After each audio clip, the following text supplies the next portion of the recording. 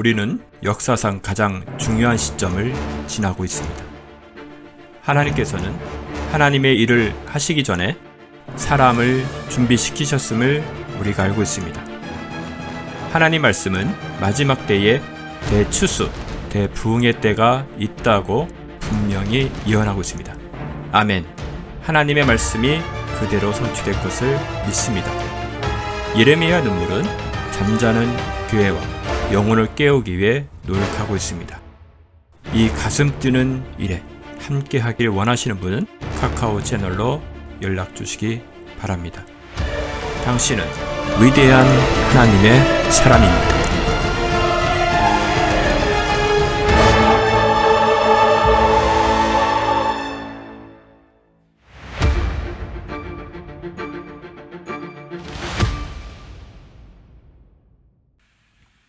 자, 스가랴서 13장 8절에서 9절 제가 봉독하겠습니다.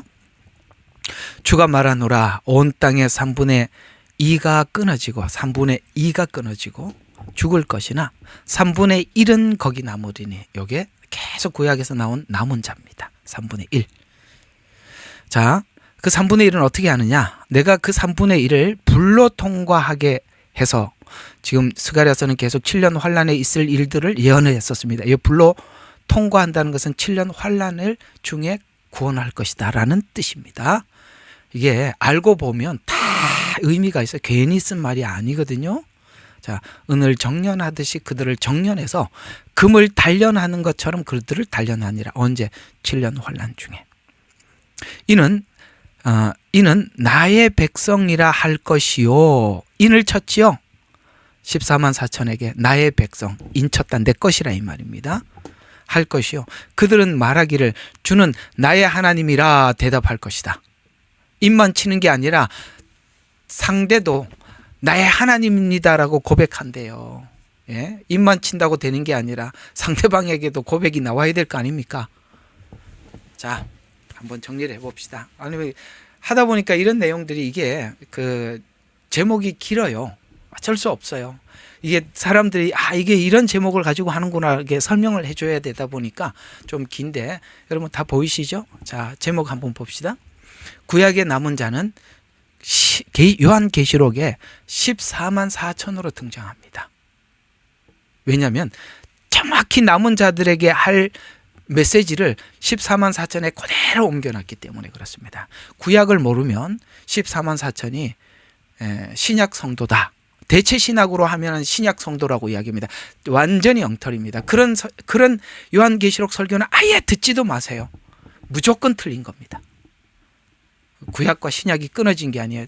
참 말씀을 드리지만은 요한계시록은 구약에 있는 예언서 17권을 집대성해 놓은 거예요. 모아놓은 거란 말이에요. 구약에 이미 요한계시록을 대선지서, 소선지서, 대선지서 몇 권? 5권. 소선지서 12권, 총 17권이에요. 이미 다 말한 걸 여기다가 완전히 이게 딱 압축해 놓은 거란 말이에요. 그러니까 구약에 있는 예언서를 알면 자연스럽게 아는데, 여러분, 저와 여러분이 이 스가랴서를 하나 막힘없이 할 수 있다는 게 너무 감사한 거예요. 왜냐하면 대체 신학은 스가랴서 손을 댈 수가 없어요. 왜냐하면 전부 다 주체가 이스라엘로 나오거든요. 이스라엘로 나오는데 이걸 교회로 아무리 설명을 해도 접근을 할 수가 없으니까 스가랴서는 대체 신학하는 사람들 치고 스가랴서 해석할 수가 없기 때문에 아예 손을 안 대는 겁니다. 왜? 자기가 이해하고 있는 거하고 너무 다르게 스가랴서가 예언을 하고 있기 때문에 그런 거거든요. 그래서 이 남은 자들이 정확하게 요한계시록이 14만 4천으로 등장하고, 이들이 믿음을 지켜요. 14만 4천. 여기 보면 14만 4천이 전부 다 요한계시록의 지파 이름으로 나온단 말이야. 무슨 지파, 여기 다 이스라엘 지파란 말이에요. 그 사람들이 믿음을 지켜요. 믿음을 지키는 그 상태에서 보호를 받는 거예요. 그게 왜 보호를 받는지 다 설명을 하겠습니다. 어디 피난처 가서 보호를 받는 게 아니라 불 속에 들어가서 보호를 받는 거예요. 신앙을 지켜서 보호를 받는 게 다니엘 세 친구처럼 말이에요. 하나님이 들어갔더니 보호하시잖아요. 그걸 보고 이방인들이, 그때 그걸 본 이방인들, 느부갓네살 왕, 바빌론 사람들이 하나님이라고 경외하지 않습니까? 그게 바로 흰 옷 입은 수많은 이방 민족들이에요. 딱 그렇게 정확하게 그렇게 돼 있습니다. 자, 그렇게 돼 있으니까 하나하나 보도록 하겠습니다. 자, 저번 주에 이제 지난주에 여러분들과 함께 양과 염소의 비유를 통해서 이방인에게 임할 마지막 때에 관한 말씀을 드렸었어요. 그렇죠? 양과 염소의 비유는 그 양과 염소는 이방인들이 마지막 때 모든 민족들을 불러놓고 이렇게 말씀을 하셔서 이거는 유대인들의 심판이 아니라 이방인들의 심판이라고 말씀을 드렸었습니다. 근데 이번 주에는 이스라엘에게 마지막 때에는 어떤 때인지 살펴볼. 그러니까 저번 주에는 이방인 관점에서 보았고 이번 주에는 유대인 관점에서 보자 이런 뜻입니다. 자, 그러면 우리가 항상 하나님께서 모든 사건을 진행을 하고 예언을 이렇게 예언한 대로 하나님이 일을 하실 때 하나님의 정확한 룰이 있어요. 룰이 뭐냐? 제일 중요한 룰이 뭐냐? 창세기 12장 2절과 3절이 모든 성경의 완벽한 틀 중에서도 가장 외벽의 틀이에요. 완벽한 틀이라 이 말이에요. 이게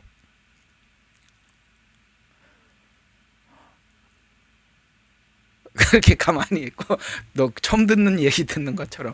자, 이게 완벽한 바깥의 틀이야. 그 다음에 안에 틀 나오는데 이게 확고한 틀이에요. 우리가 외우고 있는 거예요. 한번 봅시다. 빨리빨리 옮겨요. 저기 성경 구절이 나올 때는 여러분들이 먼저 빨리 옮겨놓고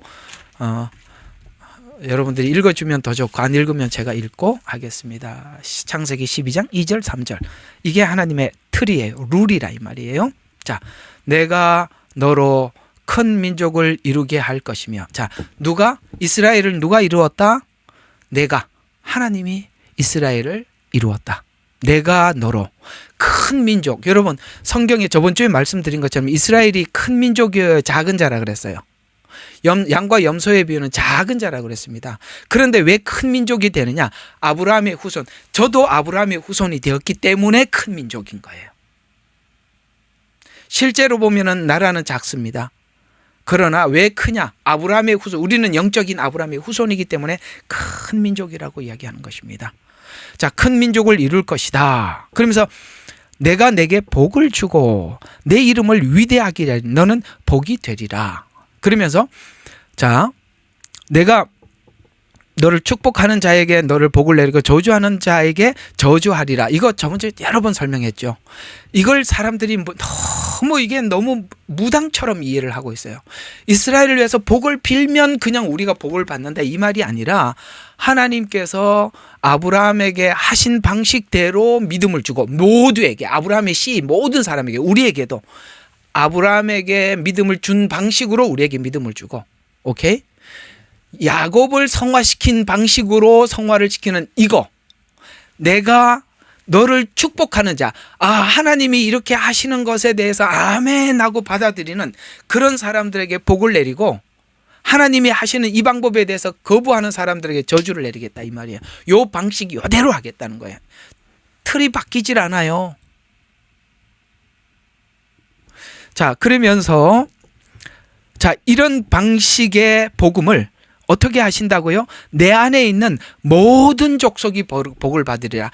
누구를 통해서 복이 흘러간다고요? 아브라함을 통해서 이스라엘을 통해서 복이 모든 민족에게 흘러간대요. 지금 우리가 기독교는 이스라엘 유대교에서 나온 겁니다. 맞지요? 우리가 구약의 예언 위에 예수님이 오신 거잖아요. 구약은 유대교예요. 그 유대교에서 예수님이 오셔서 예언을 성취하시고 예언을 성취한 그 위에 교회가 세워졌어요. 초창기에 예수님 오셨을 때 초림도 교회를 통해서 복음이 흘러 이방인에게 왔듯이 마지막 때 완전 클라이막스로 7년 환란 때 똑같은 일이 일어난다는 거예요. 너를 통해서 모든 민족에게 복을 받는 가장 큰 부흥이 있는 때가 7년 환란이라는 거예요. 왜 그러냐? 설명을 해드리겠습니다. 그래서 마지막 추수 시기에는 이스라엘에게 마지막 때 기대와 다르게 이스라엘은 지금 마지막 때의 기대를 이렇게 하고 있지 않아요. 그들을 통해서 하나님께서 많은 민족을 추수할 거라고 생각하지 않고 있어요. 그래서 성경의 구약 예언을 보면 너희가 마지막 때가 이런 날일 것이다 라고 생각했는데 아니다, 심판의 날이다. 이런 날 것이라가 아니다, 고난의 날이다, 이렇게 얘기를 하는 거야. 그들은 천년 왕국과 같이 하나님께서 이스라엘을 온 세계에 세울 날이라고 생각을 하고 있는데 뜻밖의 전혀 그런 날이 아니라는 거예요. 왜요? 그들은 초림 예수님을 모르거든요.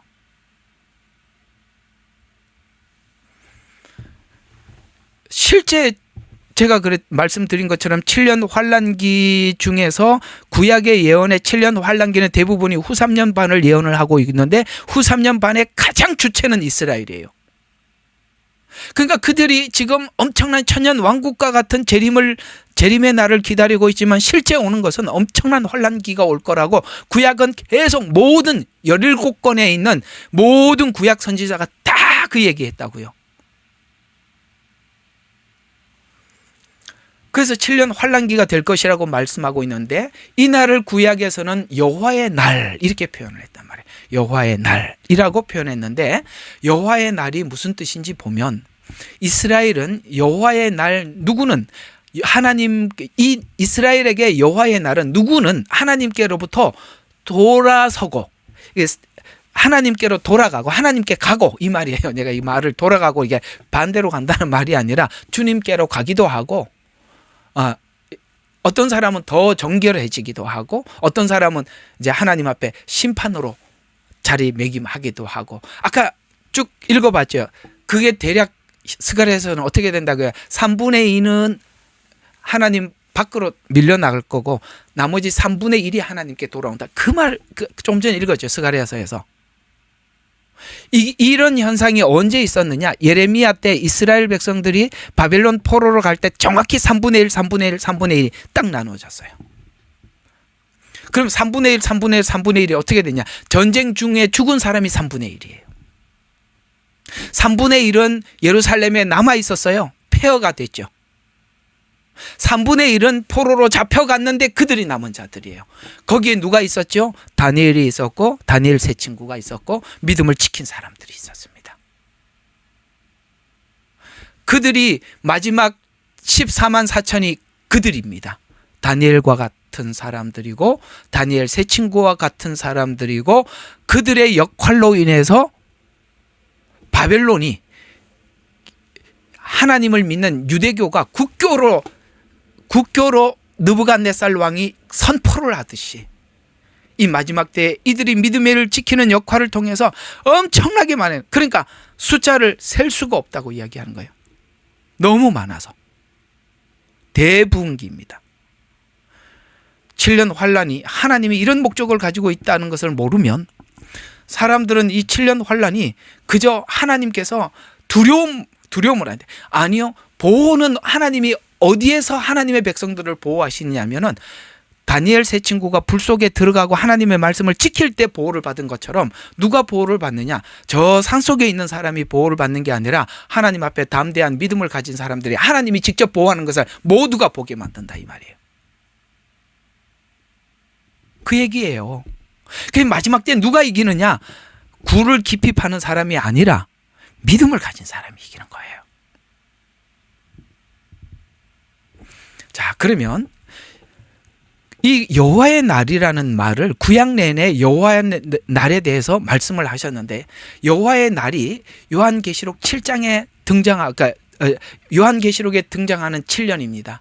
특히 이스라엘에게는 후반부 후 3년 반이 될 것입니다. 그러면 자, 제가 이제 성경 근거는 되지 않고 여호와의 날에 대한 개념은 설명을 했어요. 여호와 날, 이스라엘 백성. 자, 다시 정리를 하면 이스라엘은 여호와의 날을 어떤 날이라고 지금 마음에 기대하고 있다고요? 천년 왕국과 같이 이스라엘을 시온을 회복시킬 날이라고 생각을 하고 있지만 성경 예언은 여호와의 날은 너희들이 예상하고 있는 그날과 다른 날일 거라고 계속 말씀하고 있었다라고 말씀드려서 그날은 심판의 날이요, 그 다음에 불과 같은 날이요. 그렇죠? 그런 날이라고 이제 앞으로 이렇게 뒤에 보면은 쭉 예언서들이 여호와의 날을 뭐라고 설명하고 있는지 쭉 나오니까 그때 보도록 하고요. 자, 그러면 여호와의 날은 구약에서 여호와의 날은 심판받을 자 심판의 날로 구원받을 자는 구원의 날로 항상 예언을 해왔어요. 그러니까 요한계시록에 나오는 이 요한계시록의 7년 환란은 느닷없이 나타난 게 아니라 수도 없이 구약에서 계속 했던 말을 여기다가 정리해 놓은 거라고요. 그러면 요한계시록은 어떻게 해석해야 되죠? 요한계시록을 붙잡고 실험해서는 안 되는 겁니다. 요한계시록은 구약의 예언서를 알면 자동으로 이해가 되는 거예요. 저절로 알게 되는 거라 이 말이에요. 그래서 항상 예언해 왔어요. 한편으로 남은 자에게 구원의 소망을 주기 위한 말로 여호와의 날은 어느 때는 초림의 날을 어느 때는 재림의 날로 예언해 왔어요. 자, 이것도 설명을 많이 해야 되죠. 구약에서는 여호와의 날이라는 이 말을 그 날 이런 표현도 써요. 근데 잘 들어요. 그러니까 이게 성경을 보는 눈이 이렇게 열려야 돼요. 쫙 쓰다가 하나님이 어느 날 그날 이렇게 표현하기도 하고 어느 날은 여호와의 날 이렇게 표현하는데 잘 들어요. 그거를 어느 때는 초림을 설명하면서 그날 여호와의 날 이렇게 표현할 성경 구절이 있고 어느 곳에서는 재림을 의미하는 여호와의 날 그날 이렇게 표현하기도 한단 말이에요. 근데 이 초림과 재림의 성격을 알면 그날 여호와의 날이라는 말이 이건 초림을 말하는구나, 이건 재림을 말하는 거 알아차리는데 이게 인식이 없으면 이게 초림을 말하는 건지 재림을 말하는 건지 모른다 이 말이에요. 여러분들은 많이 알아차릴 것 같아요. 그냥 제 기대에 많이 들으셔서 소화를 했으니까 이게 보면 맞아, 이 목사님 이거 초림이야, 이건 재림이야 딱 보면 알지요. 그렇게 그 정도까지 확 구별이 되었으면 좋겠습니다. 자, 그래서 여호와의 날에 대한 이스라엘은 여호와의 날을 구원의 날이라고 믿었지만 그날은 심판의 날이라고 성경 많은 곳에서 구약에서는 말하고 있어요. 근데 이 날이 지금 전부 다 여기 있는 요엘서, 아모스, 스바냐, 스가랴, 이사야, 에스겔, 말라기 제가 다 따로 따로 이게 예언서들마다 다 다르잖아요. 이렇게 다 따로 한 것은 모든 예언서가 다 말을 했단 말이에요. 7년 환란이 뭔지 모든 예언서가 여호와의 날을 이렇게 설명을 하고 있단 말이에요. 한번 보시죠. 요엘서 2장 1절에 보면 여호와의 날 그거 이르리니 그것이 가까움이니라라고 하면서 그 뒤에 뭐라고 딱 붙여버렸냐면 어둡고 캄캄한 날이요 환란과 심판이. 지금 이스라엘 백성들이 이런 날을 기다린 게 아니잖아. 이스라엘 백성들은 천년 왕국과 같이 주님이 오셔서 이스라엘을 회복시킬 날로 기다리고 있는데 너 여호와의 날 기다리고 있는데 그날은 어둡고 캄캄한 날이야. 환란과 심판의 날이야. 왜 어둡고 캄캄하죠?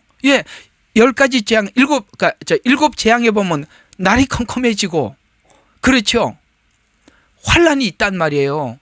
그러니까 그거를 그냥 나팔 재앙과 대접 재앙을 압축해서 그냥 어둡고 캄캄한 날, 환란과 심판의 날 이렇게 표현한 거예요. 그러나 요한계시록에서는 구체적으로 설명을 하고 있고요. 요엘서도 그렇게 했어요. 아모스도 뭐라고 여호와의 날을 이야기했나? 그들의 기대와 전혀 다르게 합니다. 여호와의 날을 사모하는 자여. 재림이거든요. 이거 여기 있는 것은 다 초림이 아니라 재림을 이야기하는 건데, 너희들 여호와의 날을 사모하는 자여 화 있을진저. 깜짝 놀랐죠. 와서 지금 시온을 회복시킬 줄 알았는데 화 있대요. 이 뭐죠? 그래서 뒤에서 이렇게 나와요. 너희들이 이 날을 사모했지만 빛의 날이 아니라 어둠이 될 것이다. 또 스바냐, 이거는 스가랴가 아니고 스바냐예요. 스바냐 1장 14절은 여호와의 큰 날이 가깝도다, 심히 빠르도다. 그날은 심판과 재앙의 날이래. 재앙이래. 이 사람들 기대하고 또 다르지요. 재앙이래요. 스가랴서 14장 1절, 우리 지금 스가랴서 하고 있으니까 스가랴서 14장 1절도 보라 여호와의 날이 이르리니 예루살렘이 공격당하나 하나님이 직접 싸우고 왕이 된가. 아니 공격을 당하는 날이래요. 이거 왜 공격을 당하죠? 아마겟돈 전쟁, 유브라데 전쟁, 7년 환란 중에 2번의 전쟁을 이야기하는 겁니다. 전쟁이래요. 이사야서 13장 6절도 여호와의 날을 이렇게 표현했어요. 너희는 울부짖을지어다. 여호와의 날이 가까웠습니다. 전능자가 그것을 파괴가 하나님이 파괴할 것이다. 이렇게 얘기해요. 예루살렘 성이 파괴가 되죠. 또 에스겔도 그렇게 말했어요. 여호와의 날을 30장 3절에 여호와의 날이 가까웠도다라고 하면서 이방 민족을 심판할 것이다. 왜요? 예루살렘을 치러 왔기 때문에 하나님이 그들을 심판을 하지만 예루살렘은 공격을 받는 거예요. 그래서 이방 민족이 심판을 받는다. 이방 민족을 이야기하는 게 아니라 예루살렘을 치러 온 이 전제가 돼서 그 앞에 이야기가 그렇게 돼 있으니까 그날이 그들의 기대와 다른 날이구나. 말라기서 4장 5절에 보면은 여호와의 크고 두려운 날이 이르게 두려운 날이래요. 자, 여기서 전체다 보면 이스라엘의 기대와 전혀 다른 날이죠. 이런 언어들은 전부 다 아마겟돈 전쟁이나 나팔 재앙이나 대접 재앙을 이렇게 안고 설명을 하고 있어서 분명히 이스라엘은 이런 엄청난 연단, 엄청난 훈련, 하나님 앞에 이런 연단을 통해서 하나님께서 이스라엘을 세워갈 겁니다. 마치 이스라엘 백성들이 바빌론 포로로 잡혀가기 전에는 정말 구제불능이었지만 그들이 드디어 바빌론의 포로로 잡혀가자 그 믿음의 진가가 나타났다는 것이죠. 하나님은 7년 환란을 통해서 그들의 믿음을 다룰 것입니다. 근데 그들이 다뤄지면서 동시에 무슨 일이 일어나요? 이방인 민족들이 구원을 받아요. 이거 처음에 아브라함에게 했던 약속이에요. 너를 통해서 천하 만민이 복을 받으리라. 그게 복음에만 설명되는 것이 아니라 마지막 7년은 환란기가 환란을 준 목적이 뭐냐? 이스라엘에게는 정결, 이방인에게는 하나님을 증거하는 겁니다. 그렇게 성경은 여호와의 날을 말씀하고 있었습니다. 그러면 여호와의 날을 명확히 시간을 정해줌으로써 포로 귀환 이후에 실제적으로 현실적으로 회복과 동시에 최후의 심판과 천년 왕국의 소망을 모든 예언서는 동일하게 제시해 주는 거예요. 그래서 정말 엄청난 회복이 일어나는 겁니다. 그러니까 자꾸 우리가 7년을 환란으로 설명하니까 두려움이 찾아오는데 성경은 7년이 엄청난 회복기라고 이야기를 하고 정결하게 되는 날이라고 계속 설명을 하고 있더라는 것이죠. 그러면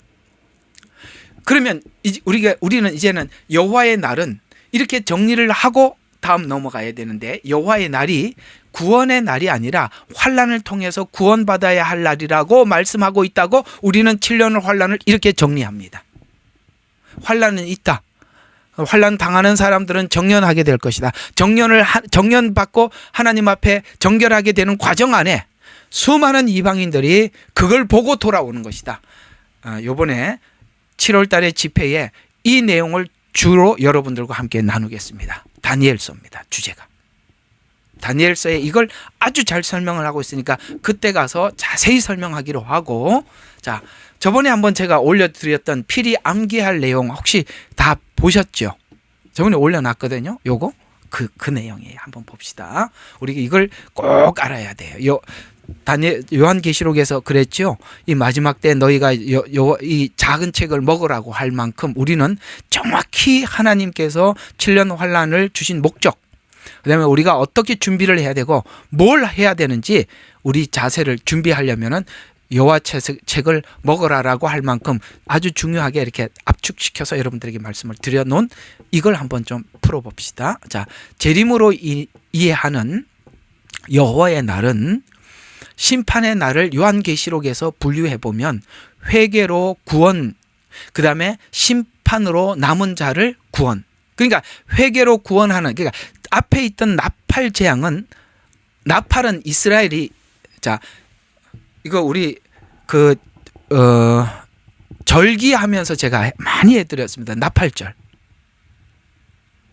이스라엘은 나팔을 불 때가 딱 두 가지 상황에 불어요. 하나는 뭐냐면 이스라엘에게는 나팔이 두 가지 나팔이 있는데 하나는 은나팔.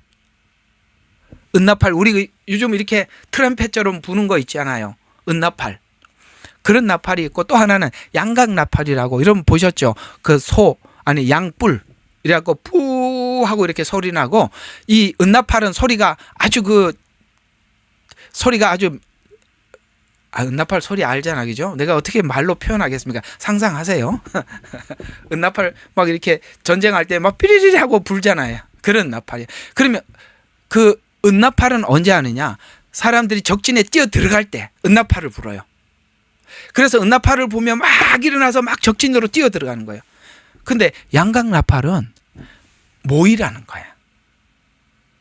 모일 때 뿌 하고 부르면 흩어졌던 사람들이 한 진영으로 쫙 모여드는 거예요. 이 마지막 때 회개의 나팔이라는 것은 이스라엘 백성들에게 양각 나팔을 불어서 하나님께로 끌어모아서 그들의 회개. 그래서 전 3년 반의 나팔 재앙의 목적은 나팔의 성격을 따라서 회개가 목적이라는 거예요. 회개. 그래서 나팔 재앙은 전부 다 회개예요. 그러나 후 3년 반은 하나님께서 이스라엘에게 엄청난 심판을 내리는 동시에 믿음을 지키는 사람들이 그때 나타나는 거예요. 예를 들어서 후 3년 반에 우상을 만들어 놓고 거기 절하라 그럴 때 거부하는 사람, 다니엘 세 친구 같은 사람들이 엄청나게 많단 말이에요. 그게 14만 4천이에요. 그들은 인을 친 사람들이에요. 하나님이 내 거라고 이야기하는 거예요.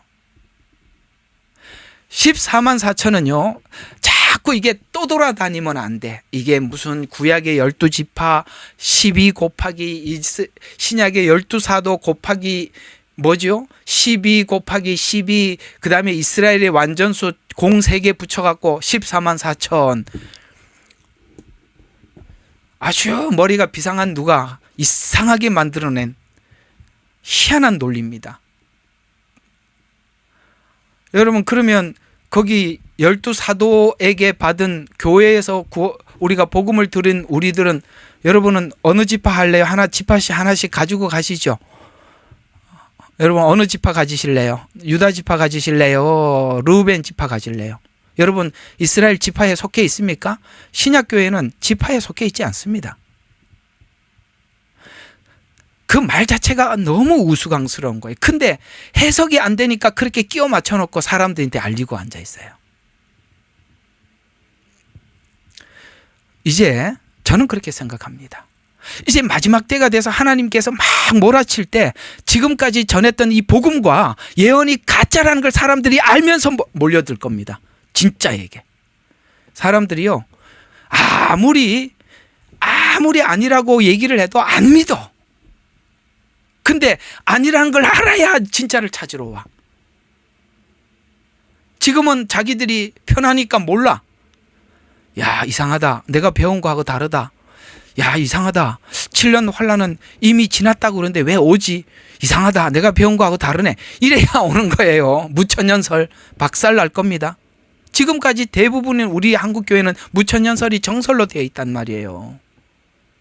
그러니 요한계시록을 예언서를 할 이유가 없지요. 오늘도 저희 교회에 누가 와서 자기는 아주 그냥 요한계시록 하는데 흥질나서 죽겠다는 거예요. 예? 7년 환란이 벌써 지났다고 그러는데 아주 팔팔 뛰겠더라는 거예요. 그래서 내가 왜 그걸 듣고 앉아있냐 그랬어요. 그거 왜 팔팔 뛰고 앉아있어요? 아니면 나오지. 성경에 분명히 말했어요. 아닌 데서 빨리 나오라고. 마지막 때는 붙어있을 상황이 아닙니다.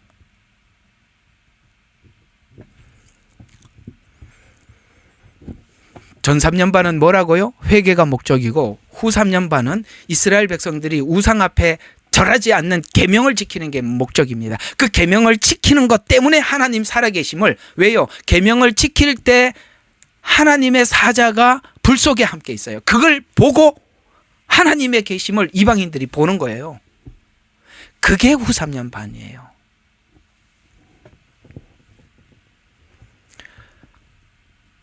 그래서 요한계시록 14장과 16장에 보면 7년 환란 후반부 대접재앙 큰 환란으로 호칭을 하고 있어요. 그걸 그래서 환란은 환란인데 큰이라는 단어가 후 3년 반에 붙여 있어서 큰 환란이라고 호칭을 하고 있어요.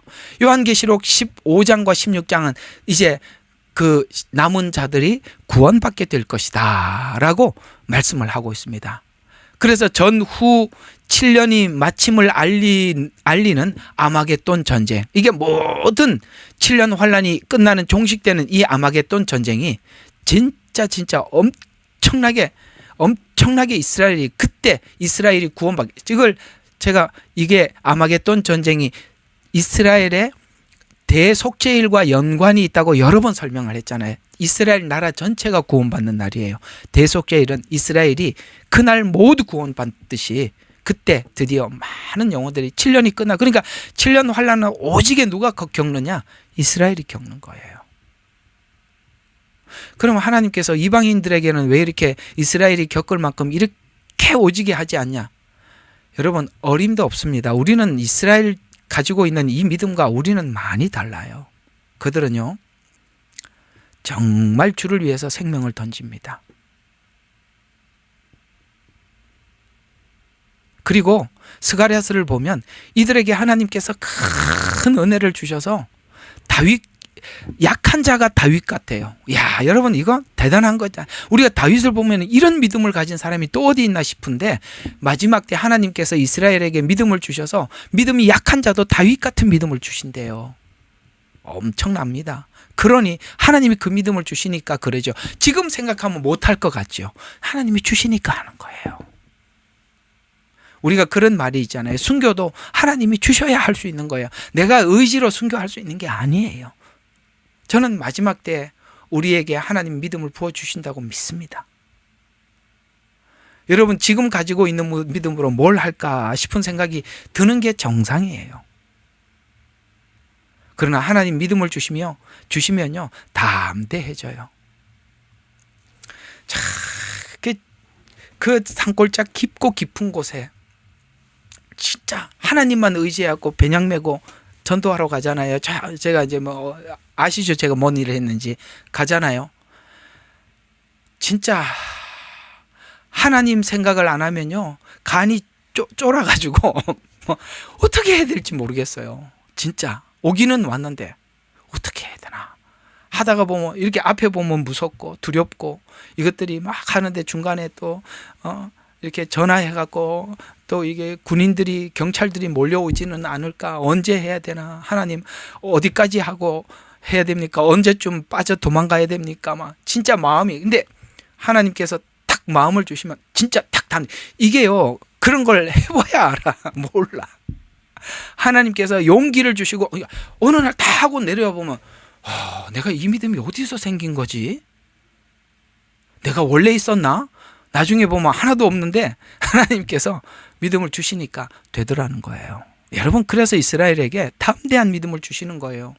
스가랴서가 그걸 약속하고 있는 거예요. 스가랴서가. 우리 나중에 하다 보면 다 나와요. 그래서 전쟁으로 나눌 수 있는 7년 공중, 그 다음에 지상재림 후에 천년 왕국. 그러니까 전쟁으로 나눌 수 있는 전쟁이, 두 번의 전쟁이 있는데, 한 번은, 첫 번째 일어나는 전쟁은 유브라데 전쟁이라고 왜 이렇게 지명을 하느냐면은 유브라데 강 주변에서 전쟁을 한다는 거예요. 그 진영이, 틀이 짜지는 게 이란이 중심이 되는 거예요. 지금 그런 구조를 지금 만들어 가고 있는 겁니다.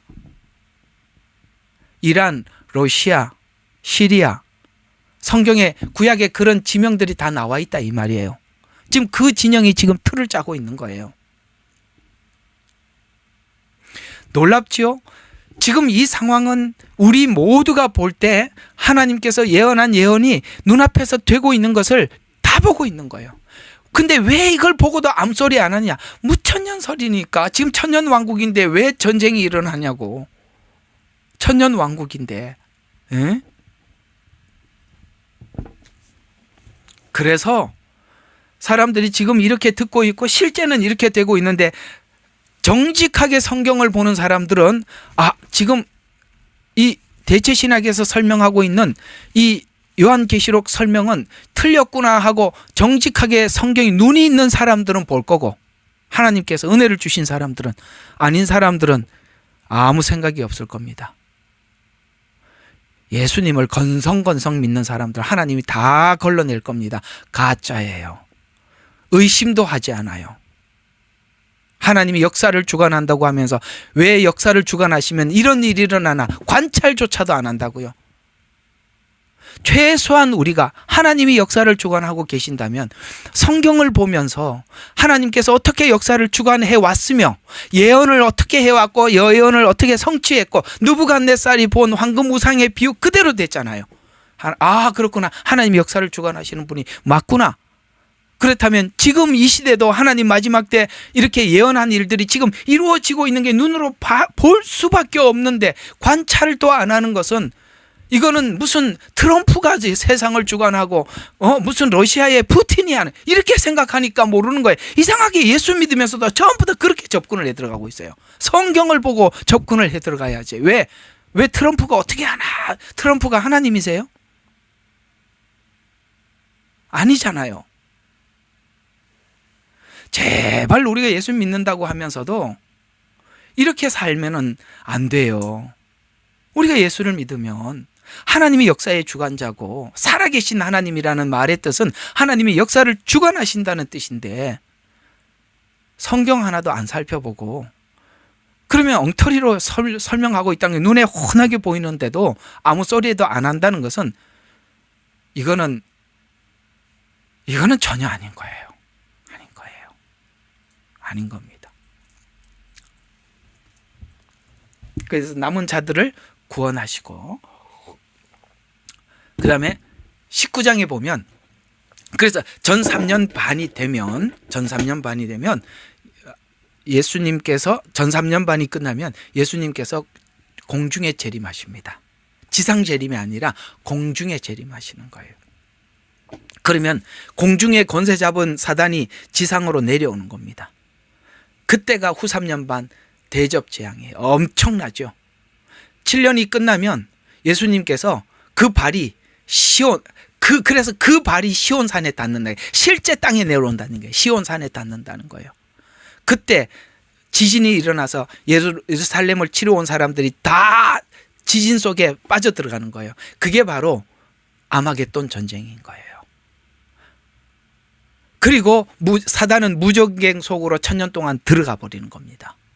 그때 지상에는 천년 왕국이 시작되는 거예요. 이렇게 돼 있다고요. 그게 옛날에 있는 게 아니라 앞으로 올 일이라고요. 그래서 지상 재림이 어디 나와요? 19장.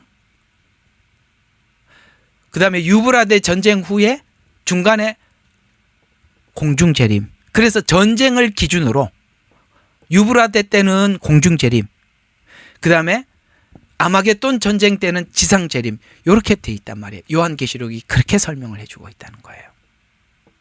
전쟁을 기점으로 기억해 두세요. 그래서 전쟁으로 나누어 볼 수 있는 7년 과정에서 공중 지상 재림, 지상 재림 후 천년 왕국이 시작된 예수님의 통치가 계시록 20장, 그러니까 19장의 지상 재림하고 20장에 통치하는 천년 왕국의 시작, 이렇게 되는 거예요. 자, 그러면 계속 오늘 주제가 여호와의 날이니까 여호와의 날을 말씀하시면서 구약에서는 이 날을 위해서 무엇을 하라고 하셨는가? 이제는 여호와의 날이 가까워 오고 있잖아요. 그러니까 하나님께서는 구약에 우리에게 여호와의 날을 어떻게 하라고 하셨는지를 우리가 기대마 들어야죠. 아까는 분명히 그날은 이스라엘의 기대와 다르다고 말씀을 드렸고 이제는 뭘 하라고 했는지 그게 중요하잖아요. 그러니까 한번 봅시다. 요엘서 2장 1절에 보니까 큰 환란의 날이니 뭐 하라고요? 회개하며 준비해라. 회개. 이스라엘은 나팔 재앙, 나팔절 100번의 나팔을 분다 그랬죠. 100번의 나팔을 부는 것 중에서 93, 94, 95, 96, 97, 98, 99, 100, 94부터네. 어쨌든 그래서 마지막 나팔이라는 것은 나팔절의 마지막 100번째 나팔이라고 했잖아요. 또 해드릴게요. 나중에 나팔절 또 할 테니까 알고는 계세요. 절기 또 한 번 하면서 나팔절 하면서 그 지나갈 거예요. 그런데 이스라엘은 나팔이 불면 사람들이 그 나팔이 점점 마지막 나팔로 가면 갈수록 이스라엘은 나팔절 때 사람들에게 자기에게 혹시나 화해해야 될 사람들을 찾아가서 화해하고 하나님 앞에 회개하고 그렇게 나팔절을 준비했어요. 똑같은 이야기야. 이거를 괜히 나온 게 아니라 이스라엘은 나팔절을 아니까 요엘서가 말하는 큰 환란의 날이니 회개하고 준비하라는 이 말을 그들은 나팔절을 알기 때문에 바로 알아차리는데 우리는 공부를 해야 알아다리. 우리는 나팔절을 이런 게 없었으니까. 그래서 이스라엘의 배경 안에서 이 메시지는 정확하게 나팔절을 얘기하는 거예요. 마지막 나팔. 마지막 나팔은 주님이 지상재림하는 날이에요. 제가 표 나눠드렸죠. 마지막 나팔은 전부 다 7년 환란에 후 3년 반의 나팔 대접재앙이 후 3년 반 전체가 마지막 나팔이라고 그 표 나눠드렸잖아요. 그 보라고 그때 이럴 때 보라고 나눠드린 겁니다. 자, 아모스서 5장 18절에는 마지막 때 뭘 하라고 그러셨냐? 어두운 날이다. 빛이 아니다. 그러면서 거짓된 신앙인들에 대해서 기대했던 날이 아니라고 경고하고 있는 거예요. 나는 뭐 이렇게 하면 천국 가겠지. 나 이렇게 하면 구원의 확신이 있어. 거짓 신앙에 대해서 너희들은 지금 빛의 날이라고 기대하고 있느냐? 아니야. 그날은 어둠의 날이야. 이렇게 얘기하고 있는 거예요. 아마 여기에 해당하는 사람이 너무 많을 거예요. 주님 오시면 아이고 뭐 예수 믿는 것도 아니고 안 믿는 것도 아니고 그냥 그렇게 믿다가 아이고 힘만 들면 그냥 주님 오시면 좋겠다. 뭐 오면은 그날이 빛의 날인 줄 아세요? 어둠의 날인데. 그 다음에 스바냐서 1장 14절이니까 전 민족의 심판이 임할 것이다. 왜 전 민족에서 누가 전 민족에 들어가는 겁니까? 저번 주에 말씀드린 양과 염소에 4개 하는 이스라엘과 어떠냐 이 말이에요.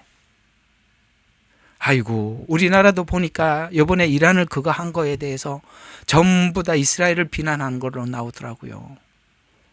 정말 캄캄합니다. 예? 스가랴서 14장에는 예루살렘 회복과 천년 왕국의 시작이랍니다. 그게 바로 7년 환란이 끝나고 너희들이 소망했던 천년 왕국이 시작되는 거란다. 이렇게 말씀하고 있죠.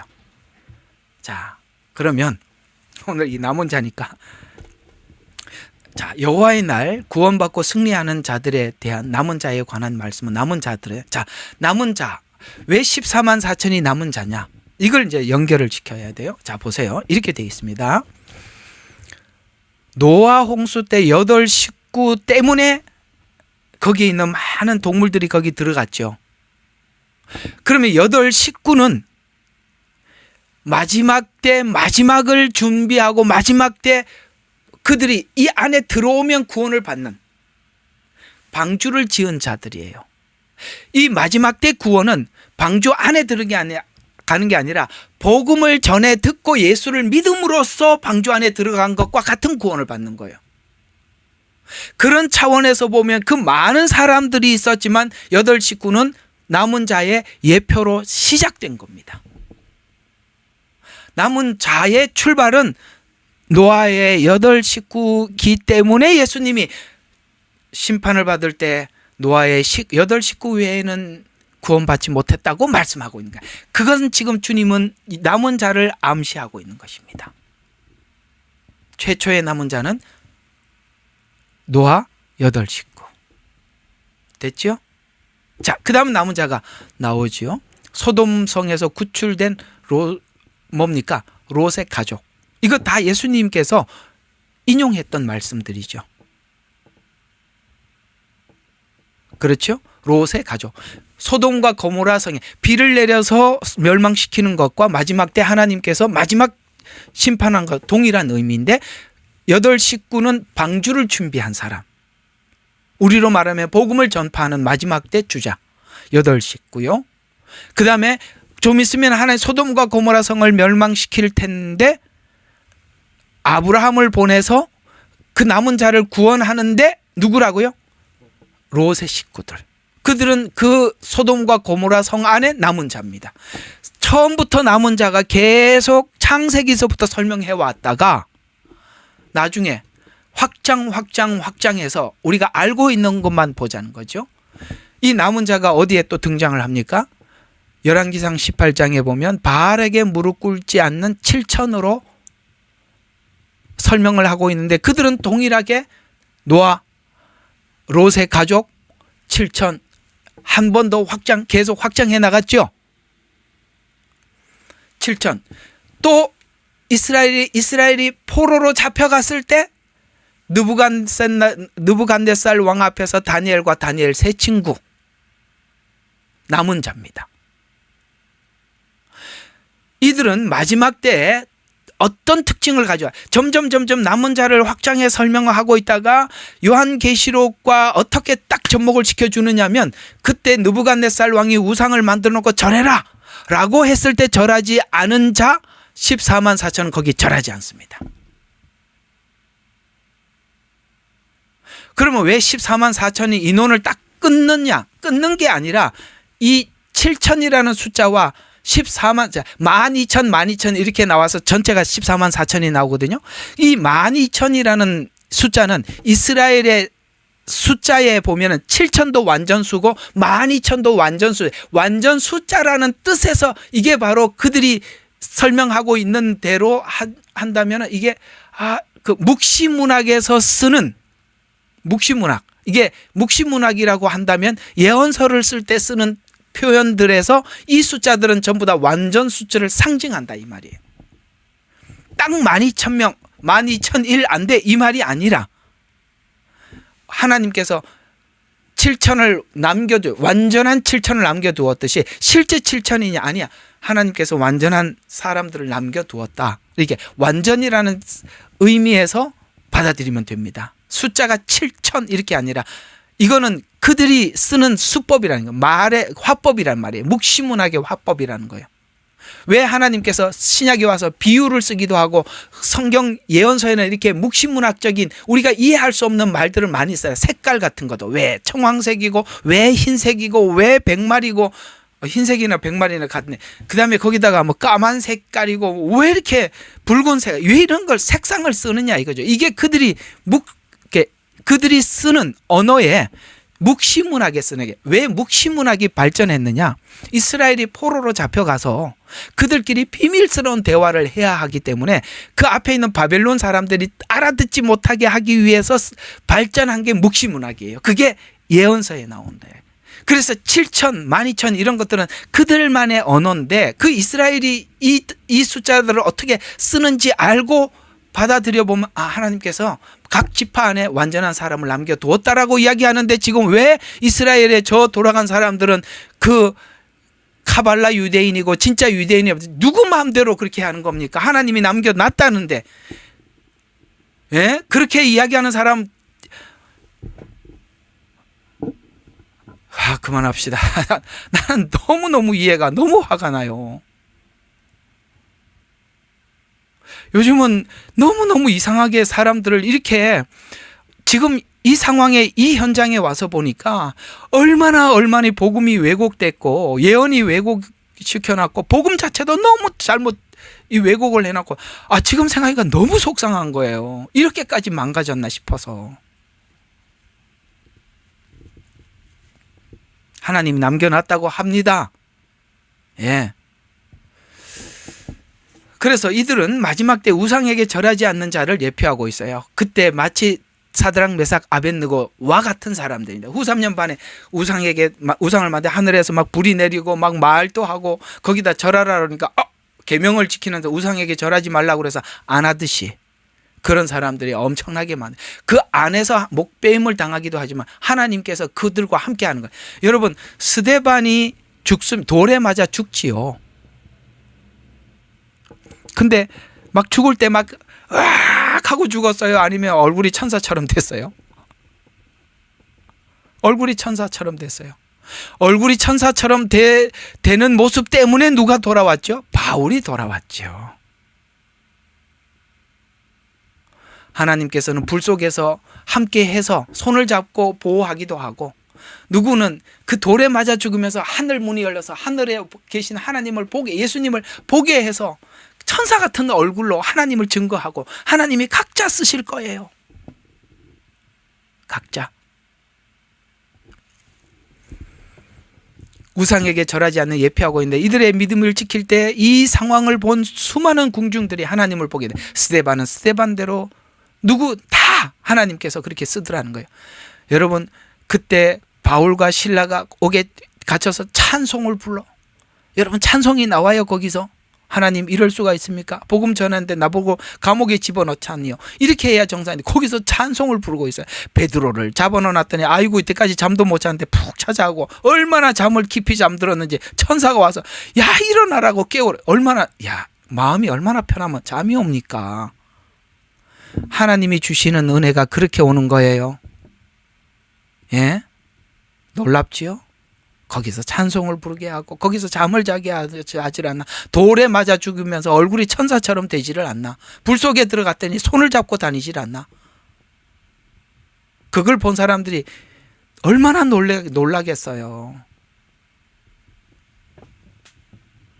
지옥에 들어가면 비명을 팍팍 질러야 되는데 불 속에 들어가서 세상에 거기서 같이 춤을 추고 다녀요. 그 보호라는 방법을 정말 인간적으로 생각하는 거예요.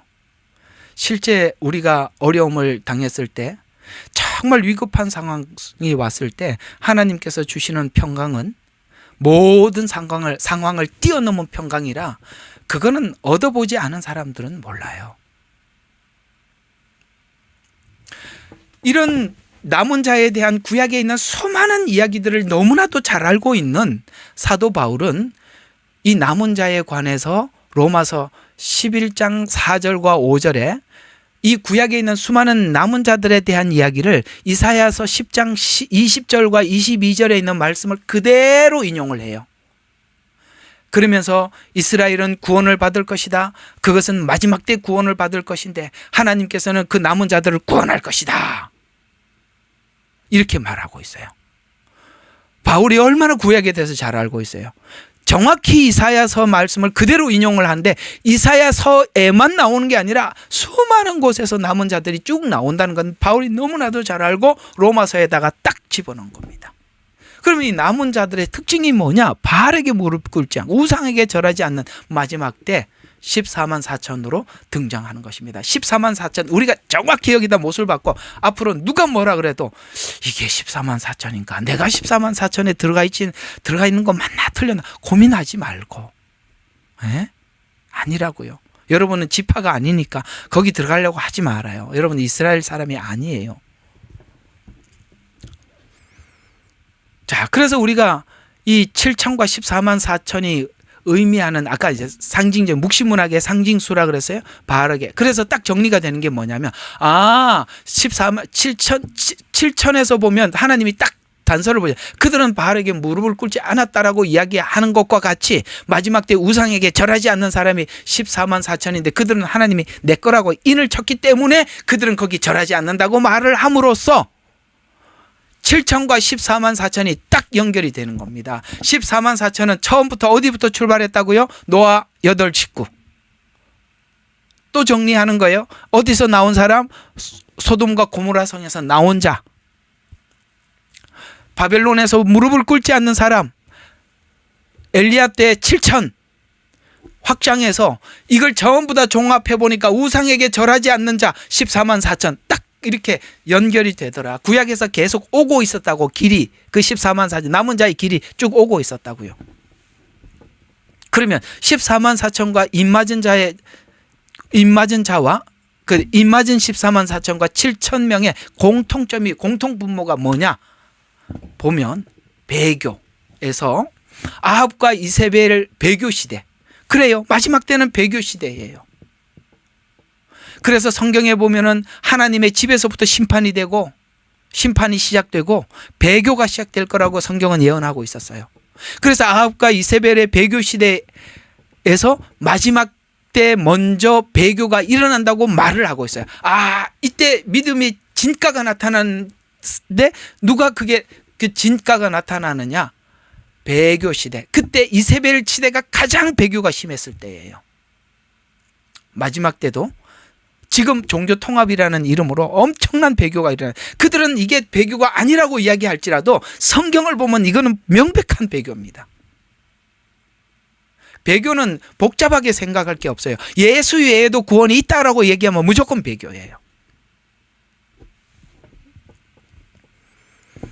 그 다음에 입맞은 자를 보호할 것이다. 바알에게 무릎을 꿇지 아니할 때 거기서는 다니엘서는 불 속에 들어갔다고 했어요. 그 하나님이 불 속에 들어가니까 보호해 주셨다, 이렇게 말씀하고 있는 거예요. 다니엘도 사자굴에 들어가서 보호했다, 바깥에서 보호한 게 아니라는 거예요.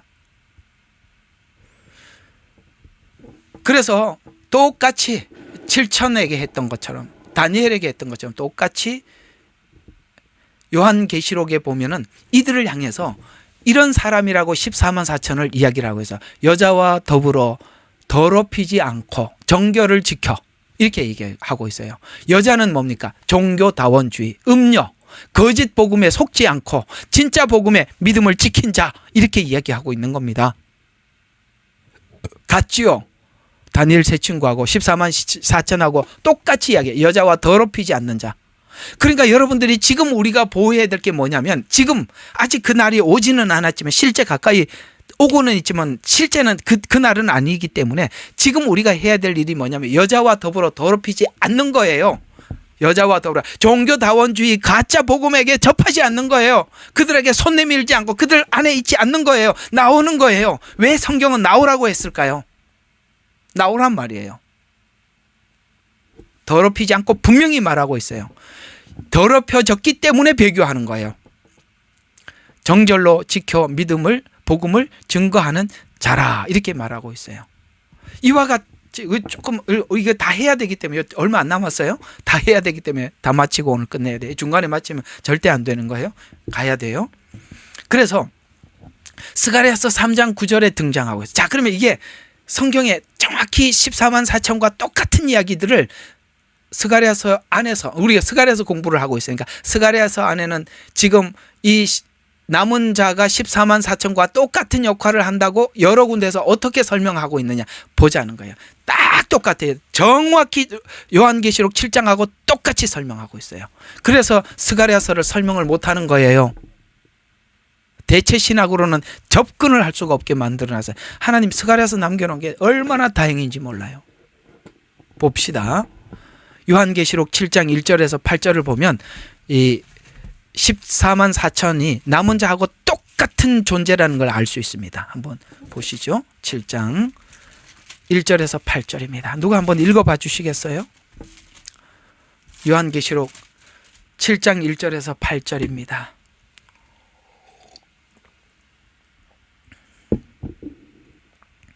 (1절에서 8절) 말고 3절까지만 해도 됩니다. 이 일들 후에 내가 보니 내 천사가 땅의 내 모퉁이에 서서 땅의 사방에서 부는 바람을 붙잡아 그 바람이 땅이나 바다나 어떤 나무에도 불지 못하게 하더라. 또 내가 보니 다른 천사가 동쪽에서 올라오는데 살아계신 하나님의 인장을 가지고 있더라. 그가 땅과 바다를 손상시킬 권세를 받은 내 천사에게 큰 음성으로 소리질러 말하기를, 우리가 우리 하나님의 종들인 그들의 이마에 인장으로 표시할 때까지 땅이나 바다나 또는 나무들을 손상시키지 말라고 하더라. 아멘. 하나님께서 14만 4천을 준비하기 전에는 심판을 시작하지 말라는 거예요. 얼마나 감사해요. 하나님은 하나님의 종들을 준비해놓고 심판을 시작하겠다는 거예요. 그래서 이 사방의 모퉁이에 바람을 붙잡고 있는 것은, 이 바람이라는 것은 7년 환란을 천사들이 하나하나 나팔을 불면서 시작하잖아요. 불지 마라. 내 종들이 준비되기 전까지는. 이 얘기 얼마나 하나님께서 이 종들이 흰옷 입은 무리들을 하나님께 안내할 사람들인데, 이건 다 뭐냐면은 환란 자체가 목적이 아니라 주의 이 14만 4천이라는 이들을 통해서 앞으로 흰 무리들을 아브라함에게 약속해, 너를 통해서 천하 만민이 복을 받으리라. 이걸 하나님께서 마지막 때 진짜 온 세상이 알도록 하는 거예요. 환란이 시작이 준비가 환란의 시작을 여는 게 급한 게 아니라 하나님의 종이 준비되기 전까지는 하지 말라는 거예요. 왜 이걸 가장 중요하게 여길까요? 추수가 중요하기 때문에, 심판이 목적이 아니기 때문에, 내 종들이 준비되는 게 더 급하니까 하나님 하지 말라 이렇게 얘기하는 겁니다. 이 14만 4천이 임무를 완수합니다. 14장에 보면 어떻게 완수했는지 14장이 다시 7장에 등장하고 있는 14만 4천을 소개해 주고 있어요. 14장 1절에서 5절. 자, 또 누가 읽어봐요? 계시록 14장 1절에서 5절.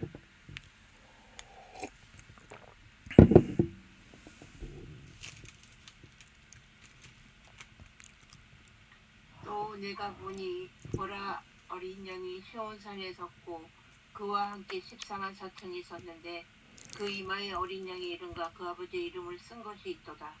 내가 하늘에서 나는 소리를 들으니 많은 물소리도 같고 큰 내성도 같은데 내게 들리는 소리는 검은 고 타는 자들의 그 검은 고 타는 것 같더라. 저희가 보좌와 내 생물과 장로들 앞에서 새 노래를 부르니 땅에서 구속함을 얻은 14만 4천인 밖에는 능히 이 노래를 배울 자가 없더라. 이 사람들은 여자로 더불어 더럽히지 아니하고 정절이 있는 자라. 어린 양이 어디로 인도하든지 따라가는 자며 사람 가운데서 구속을 받아 처음 익은 열매로 하나님과 어린 양에게 속한 자들이니 그 입에 거짓말이 없고 흠이 없는 자들이더라. 너무 이렇게 감동적이지 않아요? 교활함이 없대요. 제가 그러잖아요. 복음의 가장 방해꾼은 우리의 거짓이에요. 비정직한 거. 교활함이 없어야 진짜 신앙 고백도 진심이고, 교활함이 없어야 우리가 주님이 어디 가든지 따라가는 거예요. 사랑에는 거짓이 없는 거예요. 주님이 어디를 가든지 따라가는 사람들이에요. 너무 귀한 거예요. 여러분들이 복음이 나는 왜 이렇게 열리지 않고 받아들이지 않고 그러냐. 여러분, 우리 마음에 수를 쓰면 복음은 멀리 갑니다. 우리 하나님은 당신의 모든 걸 열어서 진심으로 우리를 위해서 십자가에 죽으셨지, 우리의 교활함에 속으려고 그렇게 한 게 아닙니다. 이 14만 4천은 그런 거예요. 근데 여기 보면은 14만 4천을 소개를 하면서 시온산 위에 섰대요. 여러분, 시온산이 어디죠? 예수님께서 발이 시온산에 닿는다고 했잖아요. 섰다라는 말은 주님께 들어갔다는 겁니다. 14만 4천이 임무를 마치고 들어갔다는 이야기입니다.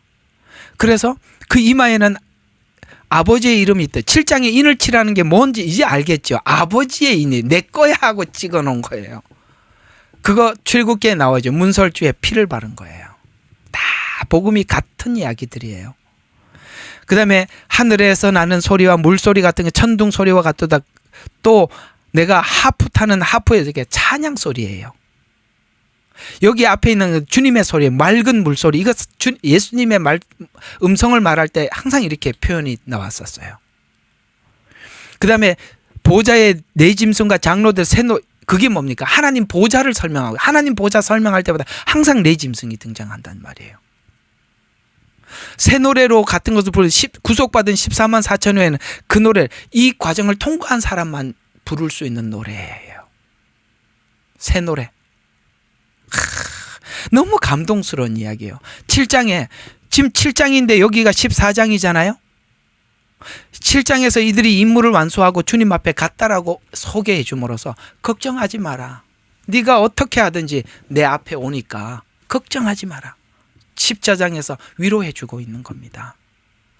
그래서 이들은 우상에게 무릎을 꿇지 않는 결과, 무릎을 꿇지 않아서 누구는 목배임을 당하기도 하고 누구는 하나님 앞에 각자가, 내가 그러잖아요, 각자가 다른 거라고 그렇게 했는데, 이 사이에 무슨 일이 있었다고요? 7장 9절부터 10절 누가 또 읽어봐요? 그들이 믿음을 지키는 사이에 무슨 일이 있었나?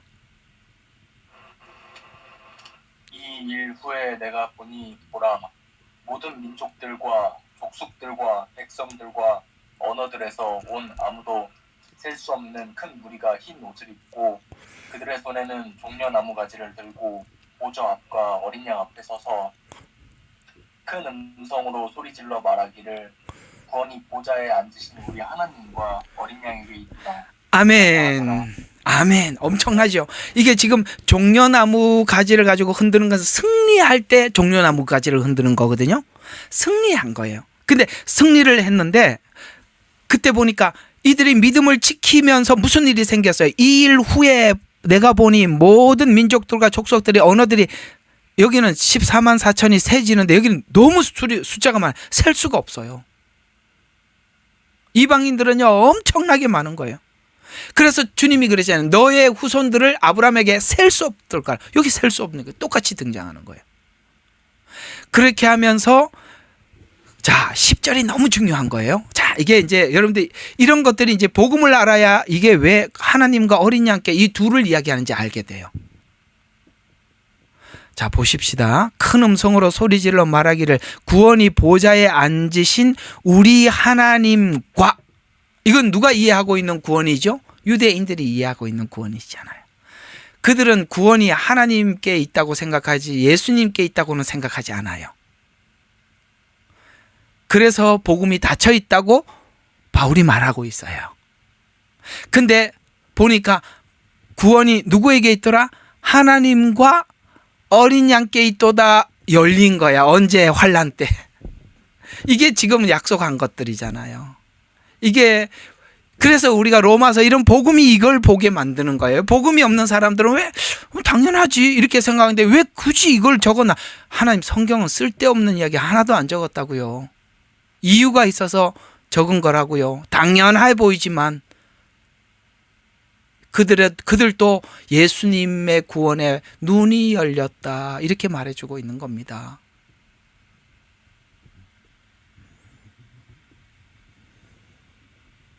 쭉 뒤에는 이제 시간이 없으니까 지나가고 이제 정리가 되셨으면 이들이 무릎을 꿇지 않는 결과 아까 셀 수 없는 무리가 나왔어요.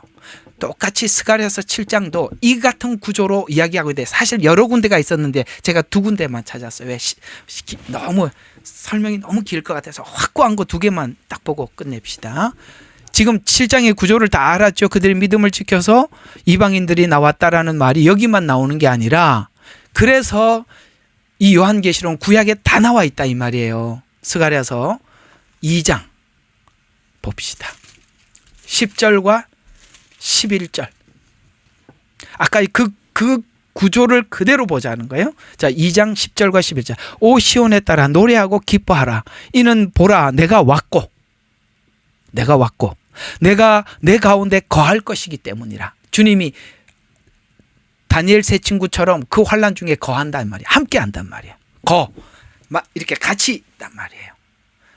다니엘 사자굴에 함께하고 이런 것처럼 거한단 말이에요. 거할 것이기 때문에 주가 말하노라. 그날에는 지금 그날이라고 이야기한 그날 그 다음에 여호와의 날 같은 말이에요. 그날에는 많은 민족들이 주께 합류하여 내 백성이 되리라. 어때요? 똑같지요. 똑같잖아요. 많은 민족들이 합류하여 내 백성이 되라. 내가 너와 함께하는 걸 보고 많은 백성이 여기 합류하게 된다. 아까 7장 이야기하고 같은 이야기잖아요. 그러면 내가 내 가운데 거하리니 너는 만군의 주께서 나를 내게 보내신 것을 알게 하리라. 정말 하나님이 보내신 걸 알게 하리라. 주께서 거룩한 땅에서 유다에게 그 몫을 유업으로 주실 것이며 예루살렘에서 다시 택하리라. 너희들의 그 천년 왕국 그것이 시작될 것이다. 이런 이야기잖아요. 어때요? 요한계시록 7장이 혼자 있는 게 아니잖아요. 저는 오늘 스가랴에서만 찾았지 다른 도 너무 많이 나와요. 시간이 없어서 스가랴에서만 찾아놓은 거예요. 또 한번 봐요. 스가랴서 8장입니다. 오늘 여기까지예요. 스가랴서 8장 12, 13절. 자, 내 씨가 8장 12절, 13절. 내 씨가 번성하리니 포도는 그 열매를 내고 땅은 그 산물을 내며 하늘은 그들의 이슬을 내리리니 내가 이 백성의 남은 자들로 이 모든 것을 차지하리라. 이게 지금 앞에 있는 것은 축복을 이야기해요. 축복을 말할 때 이런 말들이 너희들이 이렇게 축복을 받게 되는데 남은 자들이 그 축복을 받게 될 것이다. 계속 13절 오 유다 집과 집과 이스라엘 집아, 너희가 이방 가운데 저주가 되었던 것 같이 이제는 내가 너희를 구원하리니 너희는 축복이 되리라. 두려워하지 마라. 오직 너희의 손을 든든하게 해라. 20절과 23절. 만군의 주가 이같이 말하노라. 백성과 많은 성읍의 거민들이 오게 하라. 한 성읍의 거민들이 다른 곳으로 가서 말하기를 우리가 속히 주 앞에 기도하고 만군의 주를 찾으러 가자. 나도 또한 가겠노라. 주님이 막 이렇게 주님을 찾으러 가자. 나도 가겠노라. 라고 하리니 정녕 많은 백성과 강대한 나라들이 예루살렘에 계신 만군의 주를 찾으러 와서 주 앞에 기도하리라. 이들이 믿음을 지키고 이들 가운데 거하시는 하나님을 보고 많은 사람들이 예루살렘에 와서 하나님을 보게 될 것이다. 만군의 주가 이같이 말하노라. 그날에 10사람이 민족들의 모든 언어들이 나와 붙잡으리니, 자, 많은 민족들이 나와 붙잡으리니, 즉 유대인인 사람의 옷자락을 붙잡고 말하기를 우리가 너희와 함께 하리니, 접붙이는 거예요. 이 로마서에서 말하는 원가지에 접붙이는 거예요. 이는 하나님께서 너희와 함께 계심을 우리가 들었습니다. 아멘. 똑같이요. 그때 다니엘 세 친구가 했던 그 모습 그대로입니다. 이게 마지막 때 재현된다는 거예요. 자, 정리합니다. 마지막 때 환난기는 맞지만 우리는 환난기에 하나님의 엄청난 추수를 할 거예요. 도망가야 되겠어요? 추수하는데 앞장서야 되겠어요? 오늘은 여기까지 여러분들과 함께 나누었습니다. 이 모든 이야기를 정리한 요거 하나 더 보고 너무 좀 아쉽죠? 베드로후서 3장 8절과 14절에 베드로가 이 모든 내용을 딱 이 말로 정리를 해버렸어요. 참 베드로는 짧고 아주 간결하게, 그는 길게 쓰지는 않았습니다. 그러나 짧고 분명하게 말했습니다. 왜 길게 쓰지 않았을까는 모르겠습니다. 베드로후서 3장 8절과 14절 봅시다. 이렇게 이야기합니다. 끝으로 너희는 모두 한 생각을 품고 서로 동정하고 형제로서 사랑하고 인정을 베풀고 예의를 지키며 악을 악으로 또는 욕을 욕으로 갚지 말고 도리어 복을 빌라. 이는 이를 위하여 너희가 부르심을 받은 것을 아노니 이는 너희로 복을 상속받도록 하기 위함이라. 그러므로 생명을 사랑하고 좋은 날들을 볼 사람이 자기 혀를 악으로부터 지키며 자기 입술로 어떠한 교활도 말하지 않게 하라. 악에서 떠나 선을 행하고 화평을 구하며 그것을 추구하라. 주의 눈은 의인을 향하시고 그의 귀는 그들의 기도에 열려 있으시나 주의 얼굴은 악을 행하는 자들을 대적하느니라. 만일 너희가 선한 것을 따르는 자가 된다면 누가 너희를 해치겠느냐? 그러나 너희가 의를 위하여 고난을 당한다면 복이 있는 자들이니 그들의 위협에 두려워하지 말고 동요되지 마라. 아멘. 네, 우리 보고 이 마지막 때 이런 사람이 되어서 준비하래요. 하나님은 이 마지막 때 이 일을 하실 것입니다. 오늘 여러분들과 함께 14만 4천이 여기 이 사람이 이 이단이 가서 써먹고 저 이단이가 여호와증 참 재밌어요. 여호와증이는 자기들이 14만 4천이라 그리고 몰몬교도 자기들이 14만 4천이라 그리고 신천지도 이만희도 14만 4천이라 그리고 다 오버됐거든요. 14만 4천 넘었거든요. 이제 전도하는 순으로 14만 4천을 끊는데요. 그러니까 열심히 전도. 그러니까 막 전도하라 해놓으면은 네가 전도했다, 내 이름을 올려야 된다, 지 이름을 올려야 된다 이러고 앉아 있어요. 참 기가 막히는 이렇게 무지해요. 우리 앞으로 그런 헛소리에 제발 좀 그만 속지 마시고 하나님께서 마지막 때 가지고 계시는 뜻이 무엇인지 우리가 알고 깨달아서 우리가 성경 안에서 우리가 준비된 사랑하는 성도들이 되시기를 주의 이름으로 축원하면서 기도하고 마치겠습니다. 하나님 고맙습니다. 오늘은 스가랴서를 통해서 이 남은 자에 대한 내용을 잘 창세기부터 살펴서 그것이 14만 4천으로 결론 내려지는 것을 우리가 확장해서 확인해 봤습니다. 노아 방주가 아버지 하나님 사람들을 그 방 안에 들어오면 구원을 받게 하듯이 마지막 때 이 14만 4천의 역할을 통해서 흰옷 입은 수많은 무리들이 마치 방주 안에 들어가듯이 이 복음을 통해서 구원받게 될 것입니다. 그러기 위해서 우리가 마지막 때 어떤 사람이 되어야 마땅하겠느냐라고 물었을 때 당연히 믿음과 정절과 회개로 하나님 앞에 준비하라고 부탁하신 이 귀한 말씀들, 아버지 하나님 마음에 두고 실천하고 준비하는 우리 사랑하는 성도들이 다 되게 하옵소서. 예수님 이름으로 기도드렸습니다. 아멘. 예레미야의 눈물은 시대에 맞는 말씀 선포와 변질되지 않은 순수 복음을 외치고 있습니다. 함께 연결되어 하나님께 예배드리며 이 마지막 때에 하나님께 쓰임받길 원하시는 분은 카카오 채널로 연락 주시면 연락드리도록 하겠습니다. 고정 댓글에 채널 경고와 착제에 대비한 예비 채널과 제2채널 링크를 올렸습니다. 이 채널 또한 구독 부탁드리겠습니다. 감사합니다. 우리는 역사상 가장 중요한 시점을 지나고 있습니다. 하나님께서는 하나님의 일을 하시기 전에 사람을 준비시키셨음을 우리가 알고 있습니다. 하나님 말씀은 마지막 때에 대추수, 대부흥의 때가 있다고 분명히 예언하고 있습니다. 아멘. 하나님의 말씀이 그대로 성취될 것을 믿습니다. 예레미야 눈물은 잠자는 교회와 영혼을 깨우기 위해 노력하고 있습니다. 이 가슴 뛰는 일에 함께 하길 원하시는 분은 카카오 채널로 연락 주시기 바랍니다. 당신은 위대한 하나님의 사람입니다.